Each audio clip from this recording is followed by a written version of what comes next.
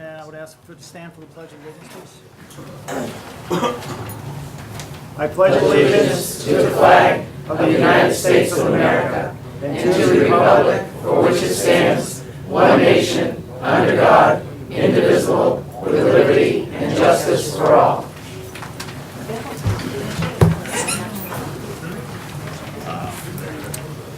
One thing, and I believe I've been remiss in doing this, is there anyone who is recording this meeting? And I ask because you are by law supposed to let us know if you are recording. The Gardner News is recording the meeting, as well as the Templeton TV. I mean, other people work. All right, good evening. Thanks everyone for coming. The first thing on the agenda is the approval of minutes. And I should also note that there is a public hearing for a liquor license at 7 p.m. So we will do as much as we can until 7, and then we will stop. We will do that and then continue on. So the first set of meeting minutes for the Board of Selectmen are May 9th, 2013. I make a motion to approve the minutes from May 9th, 2013. Second. Motion made by Selectman Farrell, seconded by Selectman by Ken. I'm sorry. I'm thinking of something. Any discussion on the motion? Anybody have any problems with the minutes? Hearing none. Julie? Yes. Ken? Yes. Doug? Yes. And yes. The next item is the minutes, Board of Selectmen from August 26, 2013. I make a motion that we approve the minutes of August 26, 2013 as written. I'll second that. Motion made and seconded. Any discussion on the motion?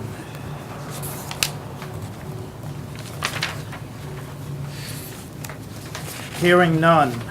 Julie? Yes. Ken? Yes. Doug? Yes. Yes. Motion carries. All right. The minutes for the September 23rd were not done, so we'll skip over that. The next item is Board of Selectmen minutes for September 30th, 2013. I make a motion that we accept the minutes from September 30th, 2013. Second. Motion made and seconded. Any discussion? Hearing none. Julie? Yes. Ken? Yes. Doug? Yes. Yes. And that concludes the minutes. The next item on the agenda was a request by Ken Robinson on behalf of a community event.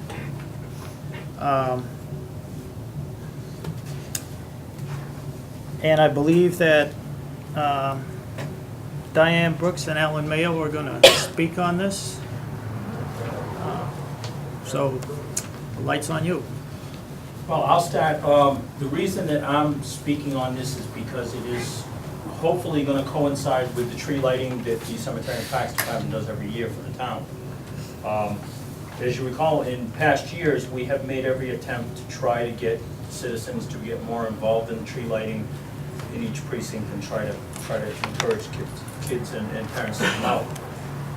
This year, I had two separate groups get a hold of me. One was Gansett Greatness and the high school marching band, and the other was the Baldwin Congregational Church. The Baldwin Congregational Church had sent an email to town coordinator Jeff Ritter, and he had passed it on to me. And I've been working with those two groups over an extended couple of 3 weeks now to try to appease all that want to have a part in this event. The Narragansett Greatness and High School Marching Band had wanted to do what they're calling a Jack Frost Festival at the start of the tree lighting. And they wanted to do it in Templeton Center. And they've put a handout here with what they're thinking about for events. It will give the students, the marching band, an opportunity to march in a parade-type environment. It's good for them. And there are several, if you look at the list, there are several other groups that are involved, the Historical Society, the First Church, and several others that have been talked to and would like to participate in this event in some way, shape, or form. We thought it'd be a good community event for everybody to come out at Christmas time, enjoy the common, and it would be a good way to kick off our tree lighting. Last year, we did a Santa Claus on the bandstand on Templeton Common with a pretty good success. We're gonna try to do that again this year along with this event. And in working with the Baldwinville Congregational Church, they wanted it to end in Baldwinville, which is normal. Every year we do end in Baldwinville. They wanted to serve hot chocolate and some stuff over there at the Baldwinville Congregational Church. So, looking at the schedule, the problem that I had is that normally we start in Otter River.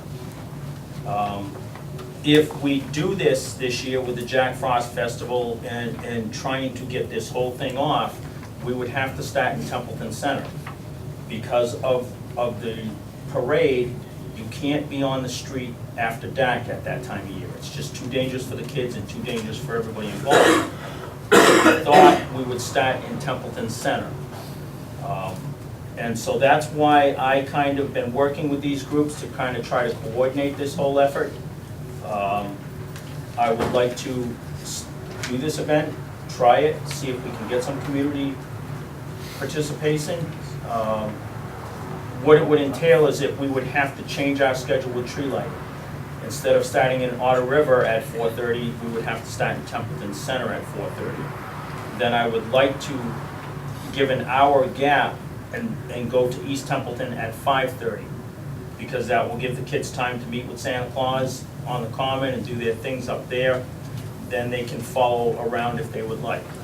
On to Otter River at 6, and then to Baldwinville at 6:30 or 7. That would give Baldwinville Congregational Church an opportunity to have kids and parents and community members go to their church and have hot chocolate after that event.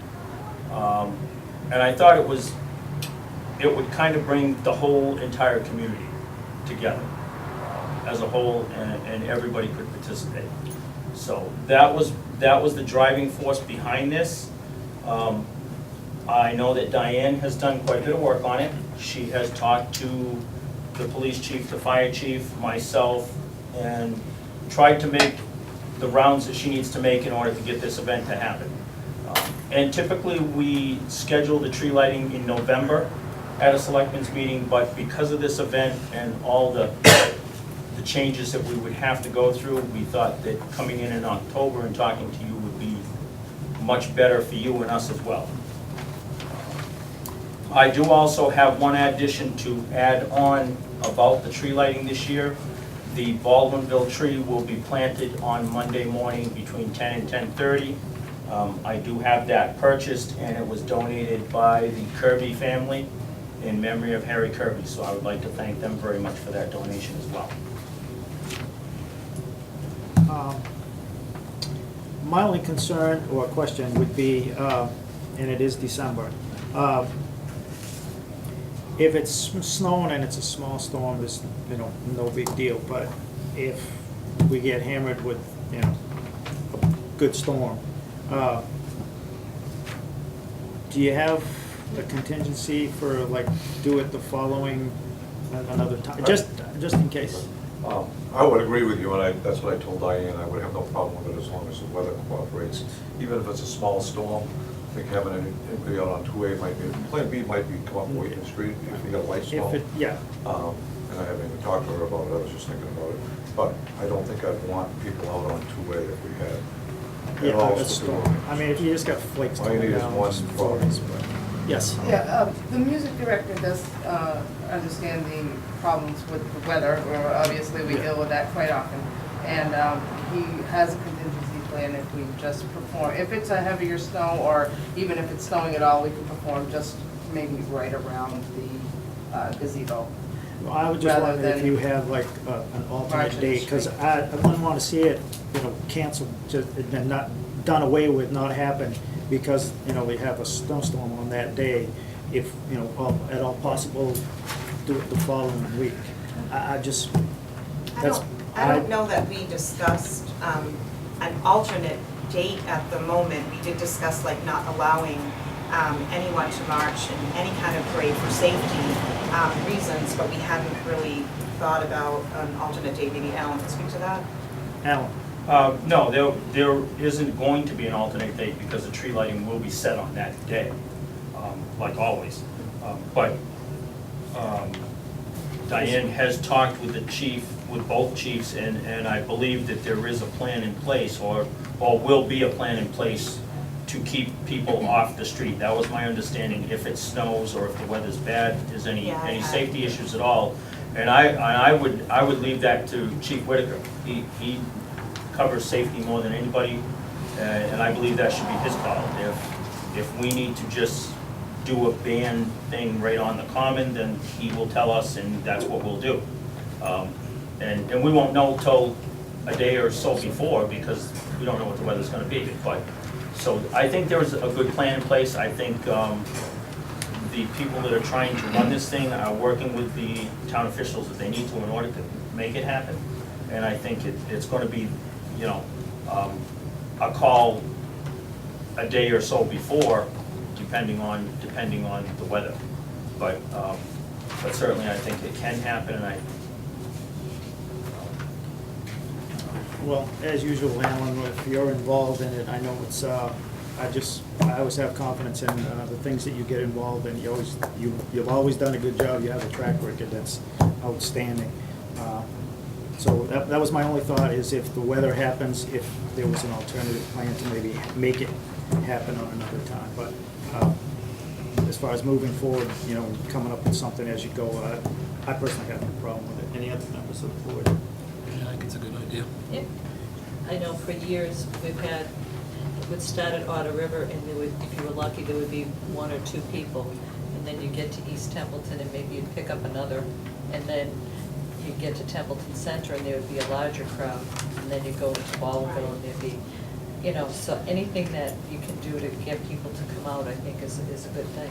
So. I think it will require some advertising, and again, I'm not sure if in putting this together, I think what you got was a draft when we kind of first all started talking about this, and between the band and, Gansbarinas, and, definitely we reached out to Alan first, and then I always, speak with the chief, and I'm on the CERT team too, so we kind of all spoke about the safety issue is very important. And it's more, did we forget anybody? I talked to the Council on Aging, and they're very excited to be able to, supply a bus for seniors to be able to come. And then we talked about asking the community to bring one non-perishable item, so they're kind of like fill the van. I just talked to them and emailed them today. It's been so busy, I've really not had a good opportunity to really reach back out to people. And we'll make like boxes that look like presents, and we'll just they want to just kind of put it in the van. And I mean, we have students who would be willing to bring things to the food pantry. So I think we have a lot of people in place, and it's advertising, doing up a good flyer, posting them around at the businesses. If anybody else, if I've forgotten anyone who would like to participate, that would be awesome to bring more people together. The chorus will sing before the tree lighting. Not really sure what we're gonna do about the follow around, but it's really kind of putting that together and saying, what can we do? I mean, you don't wanna put kids at risk, and, who are they gonna ride with, that kind of stuff. We don't really have a lot of money, so it's really it's like a living kind of document to work together. Are you looking for financial donation? No? No, actually, Okay. we would, I will have to figure out something to do about porta potties, but Gansett Greatness usually pulls together, and we've pooled our money together and been able to do some things, and Scotty's Potties has always been very good to the town, and I have not spoken to him yet, because I wanted to make sure that we could move forward, but I have no doubt that they would work with us, so. And I'm pretty sure the band parent organization is going to take care of transportation for the Right. band, so that will be Yeah. all set. Okay. The I think it's a good thing, getting kids, they'll be introduced to a little bit of giving back, see how, a little politics, a little this, get involved in the town and helping out and how things work. So Alan, you're gonna 4:30 in TC and 5:30 in East Templeton? I would like to do 5:30 in East Templeton, just to give that break for people to be able to do whatever they're doing in Templeton Center for events and be able to get to East Templeton if they'd like to. And then And then- Otter River at 6? And then your choice, 6:30 or 7 in Baldwinville, doesn't matter. What do you think you need? 6:30 is fine, we usually go a half hour. Yeah. The only reason I'm looking for the hour break is just because of all the events in Templeton is gonna I think a half hour would be fine. If you think in that's my good, opinion. be. Yeah, I think that is good if we go 4:30 in Templeton, 5:30 in East Templeton, 6 in Otter River, and 6:30 in Baldwinville. Any other members of the board have anything? Oh, just, I know in Baldwinville, usually the Legion does cocoa and cookies, so I don't know if anyone's contacted them. I have not talked to them. Oh, I thought it was the church, so I No, didn't reach well, out the to. church does one year and then the Legion does the next, and they kind of flip-flop. And sometimes they both do it at the same Same time, time, and right. people go to both, so. If they want to do both, they want. If there's a lot of people, then Yeah, I mean, so we don't want to tell them not to. I mean, no. No. It's, if you can We'll speak just to make sure that we talk to Yeah, we'll everyone, speak to and that or that's whatever, fine, and just- if you think of something else and you can let me know, that would be great. All right, Do you want a motion? Diane, I was just gonna say, when you're talking to Bethany, I'm sure she'll offer up, but have her put something in the newsletter that goes out to all the Okay. seniors. Oh, Reaches a yeah, I lot. wouldn't have known about a newsletter, and, okay, I'll talk to her about that. Yeah. I did send her an agenda and said that we were coming tonight with, everybody, so I will write to her again. It goes out first of the month. So she put something in the news. Oh, November, you gotta get to her quickly. Okay, Yeah. all right, great, thank you. all right, if it's okay with the board, a motion for the Jack Frost and the tree lighting, since it's combined type of thing, if nobody's got any problems with that. I will make a motion to set the tree lighting in the Jack Frost Festival for Sunday, December 1st, 2013. I'm going to leave the details out in case it changes. And I'll second that. Motion made and seconded. Any discussion? Julie? Yes. Ken? Yes. Doug? Yes. And yes. Thank you very Thank- much, I thank you. appreciate your efforts.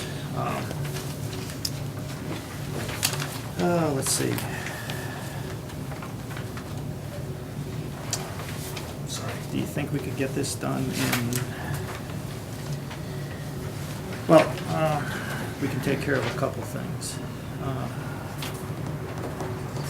Halloween, trick or treat, time for trick or treating on the 31st. It's a Thursday this year, which I get it's school night and whatever.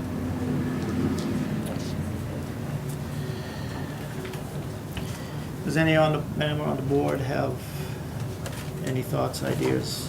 We'll usually talk to the chief because he talks to the other chiefs. And then we Right, have we an try to be idea. consistent with the other communities, 4 to 7, 4 PM to 7. Yeah. That's pretty much what the other communities On Thursday. on Thursday. whenever they want. If we have a We young. generally have a thing on the Templeton Common. Okay. You can leave, Joe. If a little kid's out there at 7:10, we're not gonna arrest them, are we? No, we're not. But it gives kind of a cutoff date, and you don't get big influx from other Fluctuations. communities coming It can be a busy night, actually. It can be a fun. Last year I ran out of candy. Yeah, I we never do. run out of candy. We have sometimes 300-400 people at the station. Well, it was so nice last year. It was warm, it was like tonight.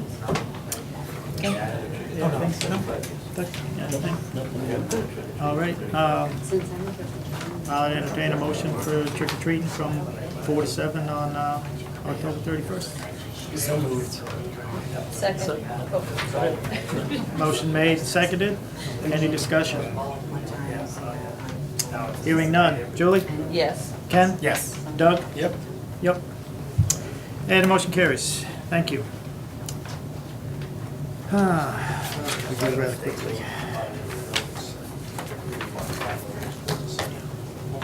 You know, bringing up that party that you're talking about, that Halloween night, before you guys, I think anyone who's in town here, Civic Club used to do that in Baldwin all the time. You had a big parade, went to the high school, had magicians there, they had everything there. Do you recall it, Alan? Civic Club, Paul Pease, that bunch. Mr. Pease ordered all the cider, all the donuts, all the apples. It was held at the elementary school, Baldwin Civic Club. Okay. You had the parade, you had the parade in East Templin, got these hot dogs there, Halloween parade. All right, want to try to do this, think we can do this assessors thing in 7 minutes? All right, excuse me, please. The next item we're going to discuss and try to get done before the 7 PM hearing for a liquor license. And if we don't complete, we will have to pick up afterwards. At our last meeting, we voted to have an in-house job posting for the deputy assessor. If anyone doesn't know, our former deputy assessor, Sue Byrne, gave her notice and went to work for the city of Gardner. That's probably a casualty. Effective the 26th. She's still, Okay, she's well, using up her yeah. vacation time. But there's probably a casualty of the overrides and uncertainty in the budget. Just my thought, that's nothing in writing. So, the in-house job posting, and this was brought forth by the Board of Assessors. The town of Templeton is seeking an individual to fill a 35-hour per week position in the office of the Board of Assessors as deputy assessor. Applicant will be an experienced administrative support employee with the ability to operate personal computers and various office machines. Applicant must also possess the ability to communicate effectively with the public, state, local officials, other employees, and must have completed State Assessing Course 101 and be willing to achieve MAAO certification. A job spec is available at Town Coordinator's Office, 690 Patriots Road, Monday through Thursday, 7:30 a.m. to 3:30 p.m. Resumes should be emailed or delivered in person. Board of Selectmen, Jeff Ritter, Town Coordinator, 690. The deadline was no later than noontime, October 10th, 2013. We received one from Luann Royer, who has been working in the assessor's office, has completed the stated course requirement. I know I spoke with her. She's willing to take this on. She's been there for about 4 years. She was working in the office when Sue was out sick for a number of months. I don't believe received any complaints, had any problems. Board of Assessors are happy. Any members of the board have any further input or discussion? We've had her resume.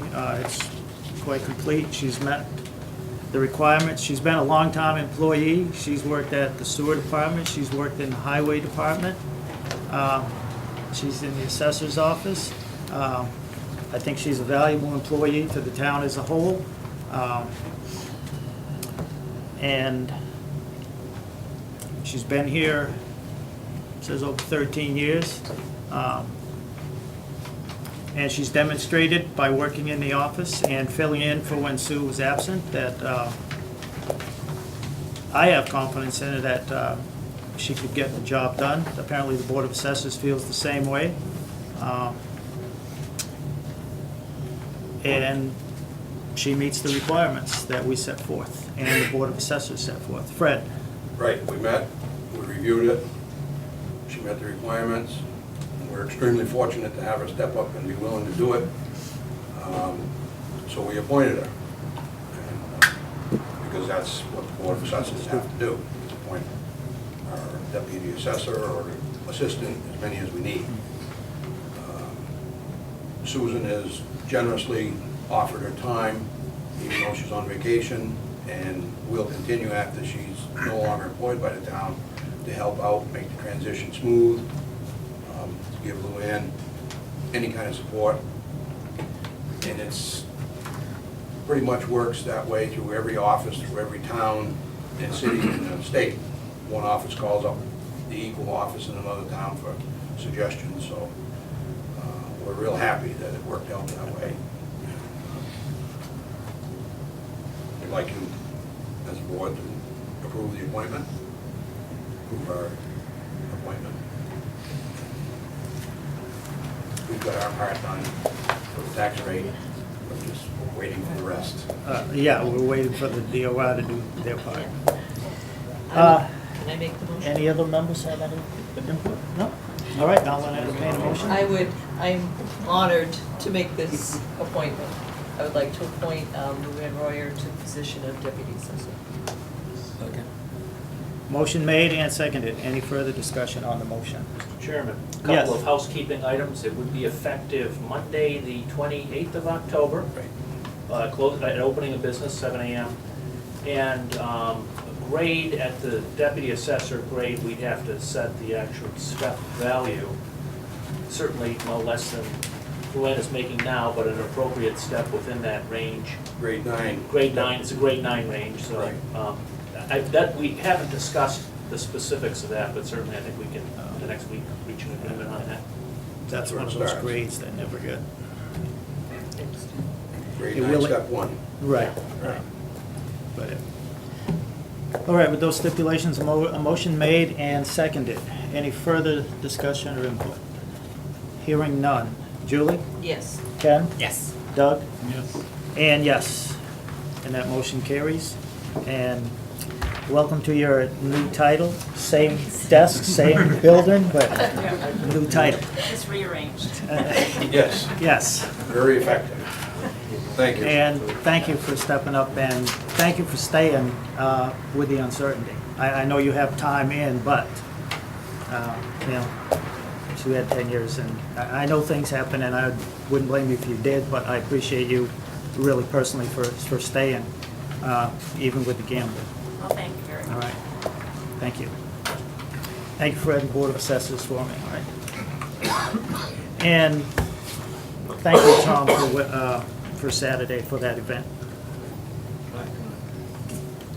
I know you don't like to hear that, but, all right. 7 p.m. We have a liquor hearing to attend to. So I would entertain a motion to enter I make the into motion public hearing. to open the liquor license hearing. Second. Motion made and seconded. Discussion? Hearing none? Julie? Yes. Ken? Yes. Doug? Yes. And yes. What we have is Cody's Market. It's doing business, or it's Bubba's doing, or Cody's doing business as Bubba's, or Bubba's doing business as Cody's Market. They have a beer and wine license to go, and a while back, the board voted to request special legislation for the town of Templeton to have an additional full liquor license, because each community, cities and towns are allotted X number, and if you want another one, you have to request it. This has been done once already at Patriots. So that legislation was requested, paperwork was sent. It's been okayed. So what we have to do now is, I guess it's like a transfer of a license from wine and malt, I think is the technical, beer and wine, to full liquor, off premises only.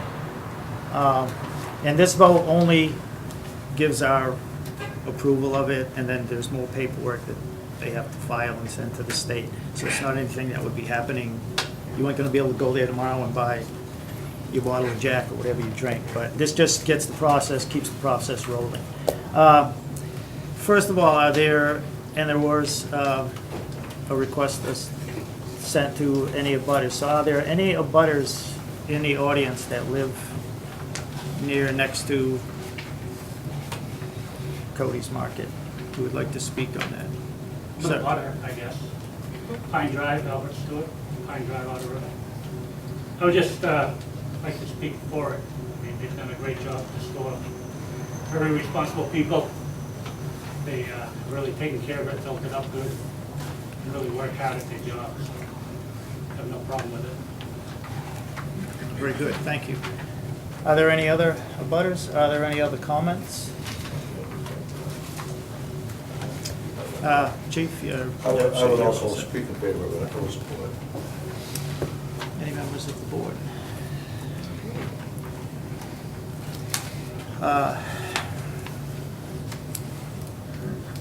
So all this is, like I said, it's the sheet that gets for Bubba's Market, 317 State Road, Baldwinville, Mass, for a full off-premise liquors license. We'll sign this and send this paperwork and let them know, and once they do their part and they send all the paperwork in, probably, I think it's maybe December would be the soonest when they would actually have their in-hand license. Yes? So that's that'll get sent right out. I believe I have all the paperwork in that we need. So Yes, when we sign this, then you're cleared to do that next step, to, send it in. yes. Okay. All right, I would entertain a motion to accept this and to sign the hard copy, so we'd let the state know that we approve this and the owners can move forward. So moved. Second. Okay. Motion made, seconded. Any further discussion? Julie? Yes. Ken? Yes. Doug? Yes. And yes. Thank you. Thank you.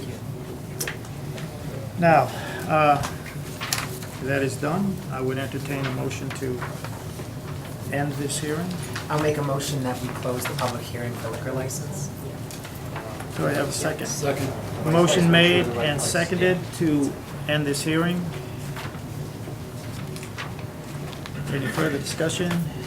Hearing none. Julie? Yes. Ken? Yes. Doug? Yes. Yes. Thank you. All right.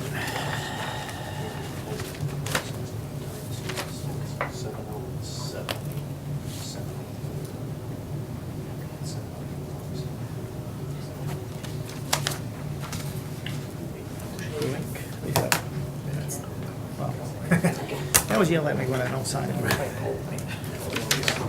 All right. It has been signed, so we have done our part for you.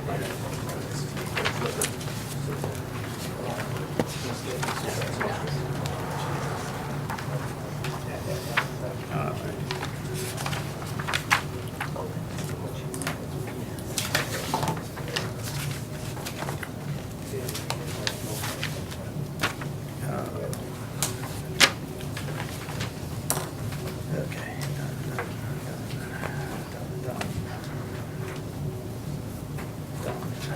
Done.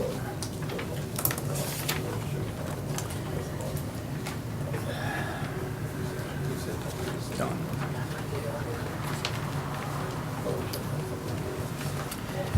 All right, next on the agenda The Chairman of the Advisory Board, Will Spring, for a report on the fiscal year 15 budget planning and discuss the October special town meeting recommendations.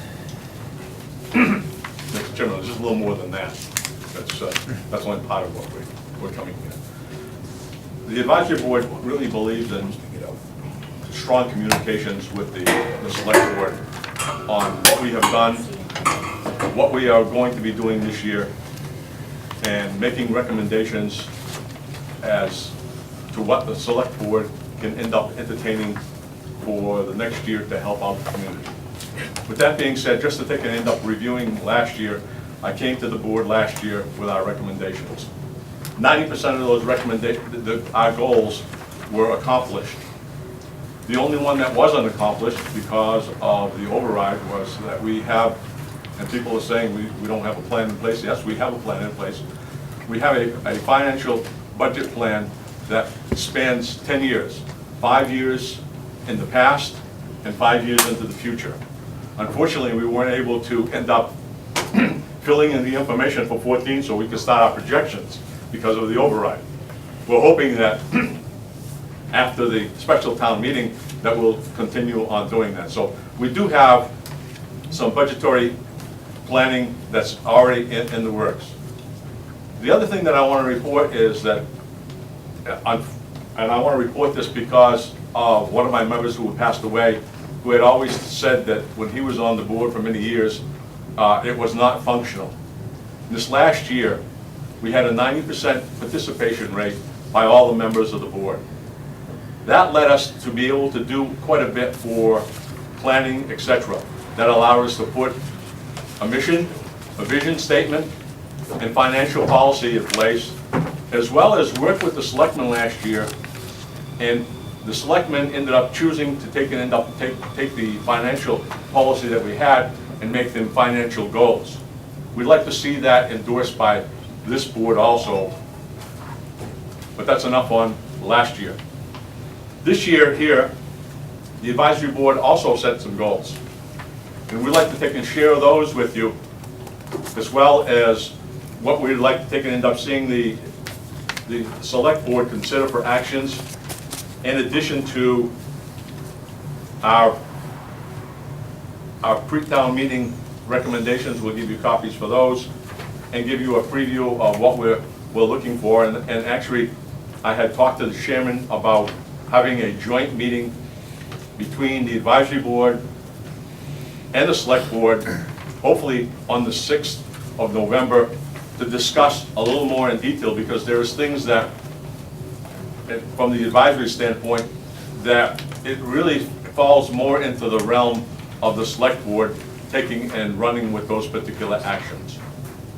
Let me begin with the advisory board goals for fiscal year 14. We want to begin the budgetary process for 15 in the October timeframe. We've already started that. Starting FY15 budget review processes earlier, with the goal of starting in the December, January timeframe. Last year, as some people remember, it was really late, and we were rushed into doing that. The next one is about compiling the historical budget data and projecting the 5 years, so that we have that, some planning for the future as far as budgetary, which when that's complete, our intentions are to put that on the advisory board page, as well as we've got our mission, vision, and other documents on it for the people of the community to look at. Another thing that we talked about was gathering information for the voters, explaining town meeting terms, procedures, etc., and try to, over the next year or so, compile a booklet that we would probably pull together and actually have it on the website, or issue it to the voters of the community, so that they would understand the procedural process as well as some of the terminology, because it's not always well understood. As far as stipends, there's presently no stipends that were paid to elected and appointed But our goal was to continue to gather, because we started that last year, information and doing comparative study of other communities, so that when we end up getting to a point where we're able to do that, the advisory board will be able to recommend stipends that are in line with recommended practices and not necessarily out of whack for one particular board or committee or whatever in the future. We'll continue to post our minutes. You'll see our reserve fund documents there, our year-end transfer documents that we use to end up transferring money, and our goals are all on the page. And lastly, we're going to continue to look at cost savings opportunity and communicate our recommendations to the Board of Selectmen. Those are our goals for this coming year. Now, getting on to the advisory board's recommendations for 14. The advisory board presents the following to the Board of Selectmen for consideration and action. Insurance board. Establish the insurance board in the first quarter of FY14. In fact, we ended up meeting with insurance company, with the coordinator. That insurance company pushed that they could end up coming in, and I had the indication for them. They are a small company, but they are all encompassing, and they could probably save us a substantial amount of money. Since we have not, even in the last 7 years, we haven't actually had a bidding process for the insurance. I believe if we get into a bidding process, we will be able to take and save some money. Another is, and I believe in somewhat that the chairman ended up kind of gathering some information already on this particular one, is a centralized inventory of all town property and equipment to better manage replacement and acquisition. That falls under capital planning, as well as for the leaders yourselves to understand what we have as far as buildings, equipment, etc. You can't manage that as a community unless you know what you have. Any good company has an inventory of that stuff. So that's another thing that we're looking at. Another thing that we'd like to take and end up recommending that you look at is grant writing applications. We'd like to take and see the board investigate the possibility of a college student working as an intern to help with the grant writing applications. I know that hasn't been funded well in the past, and that's something that we really need to end up getting to help the community financially. Next is the development of funds for employee separation costs, including benefits for unused sick, vacation, and other benefits. I know we have one for the retirees. We set up that account, I believe it was last year. But what I'm talking about, if we have, and we saw this coming down the pike, and that's why we recommended it, was we didn't know if we were going to end up having the override pass or not. That would have been a liability for those people that left if we furloughed them fully, not bringing them back. They had vacation time, etc., that we would have to take and pay. We don't have a fund for that. The next one, and the next three, I'm only the messenger here, so please, this is about the school buildings and our view of all the school buildings. They are town buildings, they are assets. We strongly support in our policy maintaining assets of the community, whether it be a building or equipment. Let me talk about the first one, East Templeton Elementary School.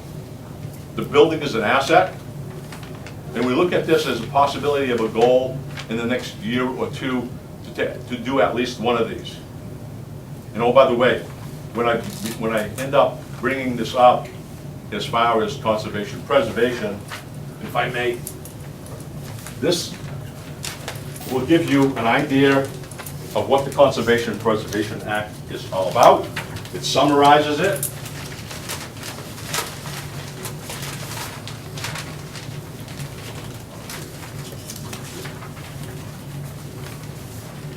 It summarizes it, and when we talk about the East Templeton School, It's under number 2 on the bottom, where it says acquisition, preservation, rehabilitation, restore of historical resources. Historical resources are buildings, building structures, vessels, real property, documents, or artifacts that is listed or is eligible to be listed on the State Registry of Historical Places or has been determined by the local Historic Preservation Commission to be significant in history, archaeology, architecture, or culturally for the city or town. When we went for conservation and preservation money last year, we had gone to the local historic committee and we got it so that it was deemed culturally significant, which gave us an opportunity to go and get money for this particular building. And they have matching grants that we get every year. In fact, we're due a payment of, and this is not small money, this is $98,000 we will be getting from the state sometime during this month. That's a matching of what we actually pay under our assessment in the community. Over the years, and I believe on the books, we have somewhere close to $1 million. Some of that is allocated towards projects already, and on the back of that one sheet, you'll see all the projects listed that we have already done or in the process. Let's talk about East Templeton. We'd like to end up seeing that, to take and try one more time to obtain town meeting approval for expenditures of CPA funding to secure and stabilize the building from the elements. New roof, new heating system, and drainage. That would preserve the building. Because we looked at a number of things in other communities that had buildings that they let go to the fact that they didn't heat them, etc., and they deteriorated. Some communities are Hatfield, which they had to end up tearing their building down. The town of Rutland, who were going to take and end up changing their school into a senior center. Unfortunately, they ended up waiting too long. They had structural issues because of the roof leaking. And we, luckily for us, as far as the senior center, we benefited by the fact that we obtained the material or are in the process of retaining the material for the senior center. But we look at that as an asset that we really need to end up looking at, because we don't see the viability, because it is in a village district, to actually end up putting something that is outside the restrictions for the village district. And that's really in our bylaw as far as village district, and it is in our town bylaws. Another possibility for that building would be for performance contracting opportunities. The third, and by the way, we ended up actually looking at that building and saying, there's only 4 things that we can end up doing with that building. We can end up fixing it through 2 processes. We can end up doing the next one is demolish the building, make the lot available for sale or reuse by the town. The cost was estimated, we get a verbal estimate, that it would be $100,000 to tear that building down. That would go right against the tax rate. And getting the community to take and end up saying, let's tear it down and spend $100,000 is not financially responsible. Selling the building is an asset which is over $900,000 is valued by the assessors. The market value is a little bit less. We looked at that and said, all right, we should look at that as far as that goes to see what the viability is. The town of Holden, who has a police station, which was built in 1978, that has been on the market for 4 years, and they have been unable to sell it. They're actually in a better real estate market than we are. They have more commercial in their community than we have presently. And the last one for that particular building is leave the building unoccupied and unsecured. Why do I say unsecured? because in this last summer, it's been broken into 5 or 6 times. The individuals were identified. Unfortunately, we have not ended up pursuing getting any money from them to take and end up paying for the damage. But there was, I believe there was community service that was done. That's that building. Let's go on to the Templeton Center School building, another asset. Yes, we understand that we presently are in that building. But we should look at exploring performance contracting opportunities for that building. Why do I say that?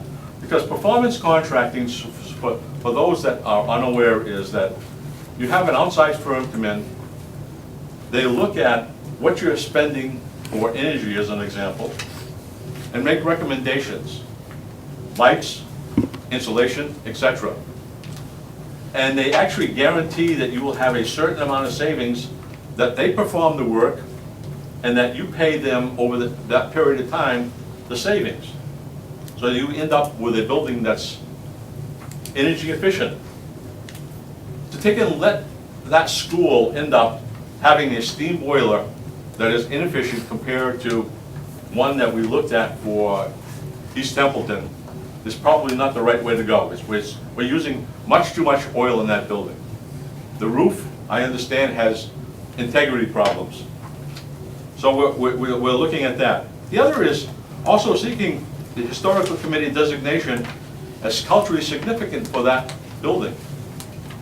I've taken it upon myself to ask the chairman of the Historic Committee whether he thought that a building that had occupants could be considered as culturally significant. And his comment to me was, I don't see why not. So when we looked at this building, we were looking at this as probably a 1 to 4 year goal after you end up doing other buildings. And also to take at once it's culturally significant designation, you can end up seeking CPA funds for the roof and heating upgrades, as well as insulation. There's other projects that could be done over a period of time also. This relieves the town of having to end up having the school come to us on a yearly basis or every couple of years and say, we need money to take and fix the building, and the town, through an override, says no. The money is available. All we have to do is end up getting it designated under this, identify the projects, and go ahead with it. The next building would be Baldwinsville Elementary School, another large school. Again, that's performance contracting, seeking Historical Committee designation, and seeking CPA funds for their roof as well as their heating. There's another steam boiler, inefficient boiler. So if we take care of these buildings, we will have assets that not only are the possibility for using for town buildings of sort, that we can move out of some of the ones that we are in consolidating town offices, which will again save us money if we consolidate. But it's also available to us to end up going through CPA also under the buildings also for community housing, such as right across the street from Baldwinsville Elementary School. Years ago, I believe it's called the Tucker Building, that was changed into housing. The same could be done with these. That's beneficial to the town. It costs a lot less to do that than to end up going build new buildings. Lastly, for your consideration, is town clerk records, and we see this as a one-year goal. We'd like to take and end up seeing you support all of these projects as well as the town clerk and seeking CPA funds for funding to digitize, save all town records so they can be accessed and issued by computer. I told this to the town clerk that I went into Garden to get my son a birth certificate. He needed that. In less than 2 minutes after I asked for that certificate, gave the name and the year, I had the certificate printed, stamped, and handed in my hand. It takes the clerk much longer to take and go through the records to find that in this community. It would be a time savings as well as money, and it would preserve our documentation in the community long term. Those are the recommendations that we would like you to consider. You have a copy of those. You have a copy of the preservation. It'll give you an idea of how we can end up going about that. I know that you have a committee or you're about to take and form a committee to end up looking at all town buildings. And I think this falls in that realm to end up looking at those buildings as well as some additional ones. Getting on to the advisory board town meeting recommendations.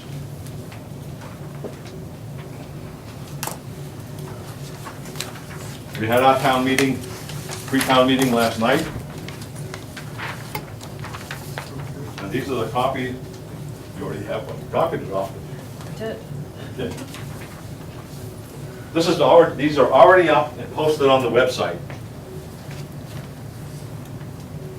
As one of your selectmen can end up testifying, we've spent loads of time, looked at a lot of stuff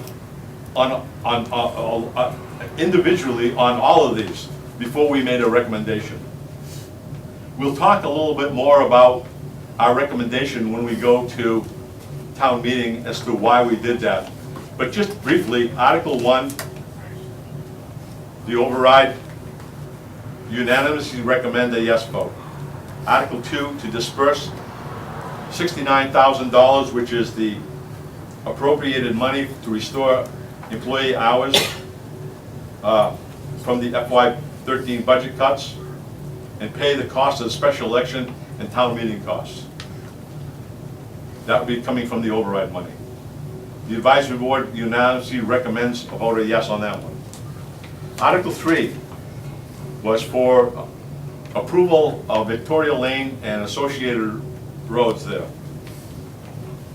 By the way, on the website, there's also an explanation of we try to make it as brief as we can about the article.